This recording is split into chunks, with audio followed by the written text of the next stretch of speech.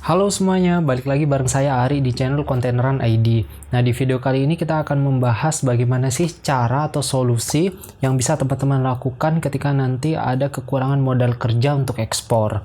Sekaligus konten kali ini untuk membalas pertanyaan dari Kak Eka Nur Farida.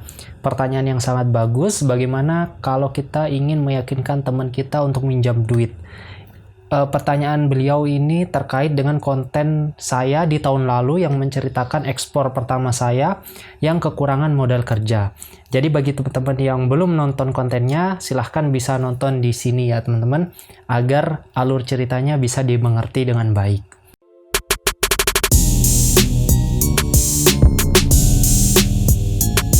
Oke, sekilas tentang konten tahun lalu yang saya buat tahun lalu tentang cerita pertama kali ekspor dan kekurangan modal kerja ya. Jadi saya ada order, kami ya, di perusahaan kami ada order kurang lebih sekitar 30.000 US dollar dan buyer bersedia men-DP kurang lebih 30% dari total invoice-nya. Nah, sehingga kekurangan 70% lainnya kita harus cari dari tempat lain, teman-teman, yang nanti akan saya ceritakan di video kali ini. Nah, tentu DP 30% dari buyer itu mungkin umurnya 1 minggu doang, teman-teman. Jadi minggu kedua kita harus kelimpungan cari modal tambahan atau modal kerja tambahan untuk menutupi proses produksi kita. Nah, dalam orderan pertama, karena kita belum terlalu akrab dengan suppliernya, jadi kita beli putus dari supplier tersebut, kemudian kita repackaging menjadi 500 gram, 200 gram, atau 400 gram dengan kemasan yang dipesan oleh buyer tersebut ya teman-teman. Sehingga kalian bisa bayangkan atau bisa imajinasikan bahwa kita harus beli putus duluan dengan full payment, kemudian kita repackaging, baru kita tagih. Ketika udah selesai baru kita tagihkan ke buyer, baru kita dapat duitnya. Nah, mungkin kalau kalian dengar cerita saya di konten tahun lalu itu ya gampang aja, kayak solusinya ya minjem ini segala macam. Tapi pada saat hari H ya teman-teman, pada waktu itu betul-betul kritis. Momennya itu betul-betul kritis karena minggu itu kita harus lunasin beberapa supplier, kemudian kemasan, kemudian tracking, sama bayar karyawan yang minta mingguan. Nah, itu betul-betul kritis. Jadi minggu itu betul-betul kita harus dapat duitnya, teman-teman. Jadi kepala ini rasanya mau meledak pada waktu itu. Nah, tapi untungnya kan saya berdua dengan teman saya, sehingga kita bisa berdiskusi, mencari solusi apa yang bisa kita kerjakan atau kita lakukan. Nah, pada waktu itu kita berdiskusi banyak sebetulnya teman-teman solusinya. Cuma saya ingin ceritakan 3 aja, karena 3 ini yang menjadi poinnya, poin pentingnya untuk teman-teman bisa kerjakan juga kalau misalkan nanti ada kendala di permodalan, modal kerja untuk menyelesaikan order ya. Cara yang pertama, teman-teman bisa datang ke bank aja. Bisa datang ke bank, baik itu bank biasa atau Exim Bank ya teman-teman, untuk kalian bisa mencari informasi tentang modal kerja yang bisa kalian gunakan. Fasilitas tersebut kalian bisa gunakan untuk membantu permodalan kalian. Nah, kalian bisa datang, contohnya seperti ke BNI Expora, karena di BNI dia sangat mendukung program ekspor ya teman-teman, sehingga kalian bisa manfaatkan hal tersebut untuk membantu kalian. Atau kalian juga bisa datang ke Exim Bank, kantornya Exim Bank, kalian bisa ceritakan, siapa tahu ada program di sana yang bisa kalian manfaatkan. Nah, jujur aja pada waktu itu kita tidak memanfaatkan bank karena memang saya dan teman saya berdebat apakah usaha ini butuh permodalan dengan sistem bunga. Karena background kita kan sebagai muslim, kita sangat menghindari yang namanya riba, teman-teman. Sehingga kita berdebat hebat pada waktu itu apakah ini menjadi solusi yang baik untuk usaha kita atau enggak. Nah, bagi kalian yang non-muslim atau tidak masalah dengan bunga berbunga ya teman-teman, kalian bisa langsung aja datang ke bank tersebut, terutama untuk BNI Expora dan juga Exim Bank. Nah, pasti pertanyaan dari kalian, kenapa kita tidak memanfaatkan bank syariah untuk permodalan usaha kita?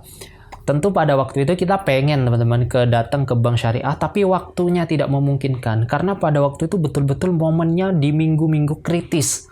Pada waktu itu atau pada minggu itu kita harus kumpul uang untuk bayar segala tagihan. Jadi nggak ada lagi atau kita nggak bisa mencari informasi lebih detail, lebih dalam. Betul-betul di minggu itu kita harus ada solusi yang bisa ngasilin duit. Itu teman-teman.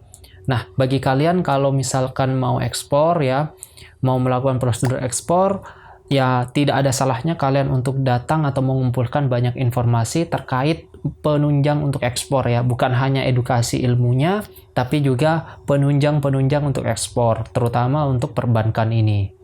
Karena cara pertama sudah nggak bisa kita kerjakan, maka kita coba untuk cara yang kedua. Cara yang kedua adalah minjem permodalan dari orang sekitar kita.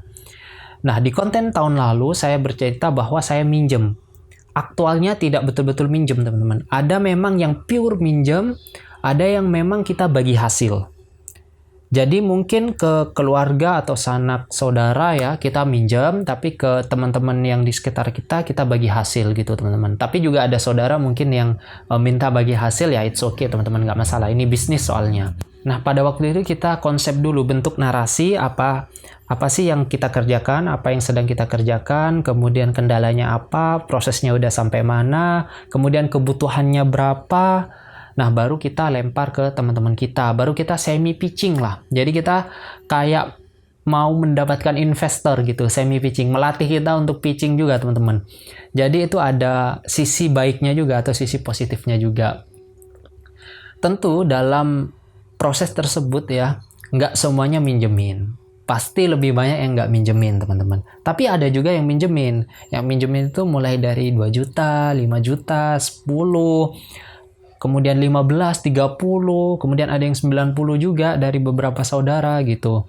Jadi begitulah lika-liku untuk kita minjem modal kerja ya dengan sistem bagi hasil. Tentu penolakan itu biasa ya teman-teman. Penolakan biasa, nggak usah dimasukin ke hati. Yang penting kita go ahead aja, maju terus pantang mundur. Tapi ada hal menarik lainnya yang ingin saya ceritakan ke kalian. Jadi mungkin di project pertama kita waktu pitching dan teman kita meminjamkan uangnya dengan bagi hasil, itu kan mungkin mereka dengan berat hati ya, mungkin ya dalam tanda kutip berat hati. Tapi setelah project itu kelar, kemudian kita bayar on time beserta dengan ketentuan-ketentuan atau bagi hasil atau enggak dan yang lainnya. Nah, di project kedua tentu kita akan mengurangi porsi pinjaman modal kita. Project ketiga juga kita kurangi karena kan kita udah punya cash, punya modal sendiri teman-teman. Sehingga kita harus kurangi porsi pinjaman kita. Nah, melangkah ke project keempat, project kelima, tiba-tiba ada kawan yang dulu saya pinjemin teman-teman. Ada kawan yang dulu saya pinjemin, kemudian dia bilang, "Ri, kamu ada project lagi nggak? Ini saya ada duit sekian puluh, kemudian ini saya ada duit 100 sekian. Kamu bisa pakai, nanti saya kasih 3% atau 5% ya, hehehe." Dia bilangnya kayak gitu. Nah, itu adalah dampak positif dari kita pitching ke teman kita dengan profesional ya teman-teman. Dengan profesional, profit oriented, dan business oriented. Jadi bahkan pemodal yang datang ke kita, kalau kita memang betul-betul menjaga amanah dan tanggung jawab dengan baik.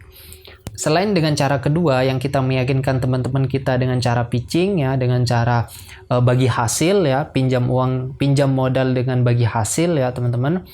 Tentu kita ada cara yang ketiga, tapi ini cara yang ketiga mungkin sedikit memalukan atau sedikit malu lah kita ngomongnya.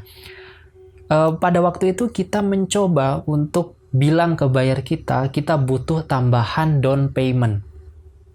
Nggak masuk akal kan ya? Nggak masuk akal memang teman-teman. Tapi nggak ada cara lain. Memang kita udah pikirkan solusi, kita udah debatkan solusi tersebut, saya dan teman saya. Dan hasilnya ada beberapa poin yang harus kita lakukan. Mau nggak mau itu harus kita lakukan. Karena minggu itu betul-betul kita harus dapat duitnya. Akhirnya nggak lama kita coba ngobrol dengan buyer, minta dengan segala kerendahan hati si buyer tersebut. Akhirnya buyer tersebut mau teman-teman untuk menambah DP-nya kurang lebih 20% lagi. Bahkan beliau bilang seperti ini, "Oke, besok saya transfer." Tanpa babi bu fafifu, tanpa itu teman-teman. Jadi memang betul-betul kayaknya kalau ekspor itu banyak faktor X-nya ya yang mendukung itu ya teman-teman. Sehingga buyer pun mau untuk menambah down payment-nya. Jadi setelah kita total pada waktu itu tambahan down payment plus pinjaman modal dengan sistem bagi hasil, kita hitung-hitung ternyata udah cukup untuk memenuhi order 1 kontainer 20 feet di tahun 2020 ya. Kirimnya kita di Maret 2020. Oke, kurang lebih seperti itu ya cara meyakinkan teman-teman kita agar mereka mau meminjamkan uangnya ke kita. Tentu ini dibutuhkan tanggung jawab dan amanah ya teman-teman, harus sadar itu semua. Jangan sampai kita udah waktunya tapi kita malah nunda-nunda pembayaran. Nah itu yang nggak boleh teman-teman. Jadi kita harus tanggung jawab dan amanah. Selain itu juga jangan lupa karena kita berbisnis, tentu mereka harus diberikan sesuai dengan porsinya. Oke, terima kasih banyak ya guys, karena kalian udah klik dan juga nonton video ini. Jangan lupa subscribe channel ini agar lebih berkembang dan juga lebih semangat lagi saya untuk membuat konten-konten yang kalian mau lah. Kalian bisa request apapun kontennya. Kalau kita tahu, kalau itu menarik, akan kita bahas. Contohnya kayak pertanyaan Kak Eka tadi ya teman-teman. Dan jangan lupa untuk teman-teman follow media sosial kita di Instagram @kontaineran.id dan juga TikTok di kontaineran.id. Terima kasih banyak, kita jumpa di video berikutnya. Bye!